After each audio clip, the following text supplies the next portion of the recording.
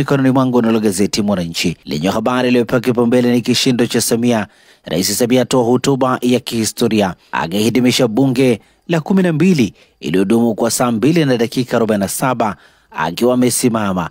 Aeleza mafanikio ya serikali yake, atoa ufafanuzi deni la serikali, mchakato wa katiba mpya, mabadiliko ya sheria ya uchaguzi, atoa agizo kuhusu matukio ya watu kupotea.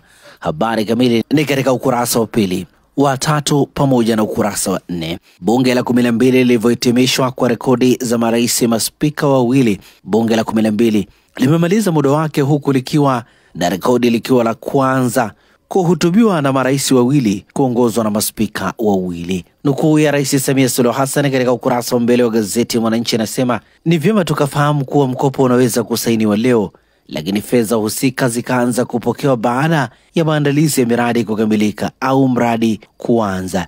Hivyo ili liwe deni au mkopo uingie kwenye deni la serikali, lazima serikali iwe imepokea fedha hizo. Nukuu ya Rais Samia Suluhu Hassan. Lakini pia gazeti hili limeandika trilioni 1 makusanyo ya kodi kwa mamlaka bandari Tanzania yameongezeka kutoka shilingi bilioni 850 kwa mwezi mwaka 2023 hadi trilioni 1 kwa mwezi mwaka 2025, huku matumizi ya TPA nayo yakishuka. Gazeti hili limeandika dondoo muhimu kwenye hotuba ya rais: uchumi wa Tanzania kukua kwa 6%, kilimo bado kipaumbele, vituo 472 polisi vimejengwa nchi nzima, askari 16,000 wameajiriwa, ruzuku ya mbolea kwa mazao yote yafikia shilingi bilioni 300 kwa mwaka 2025, bajeti mahakama yafikia bilioni 331 mwaka 2025 kutoka bilioni 100, ujenzi wa nyumba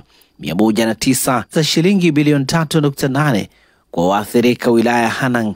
Bunge la 12 litavunjwa rasmi Agosti 3, 2025 kupitia tangazo la gazeti la serikali.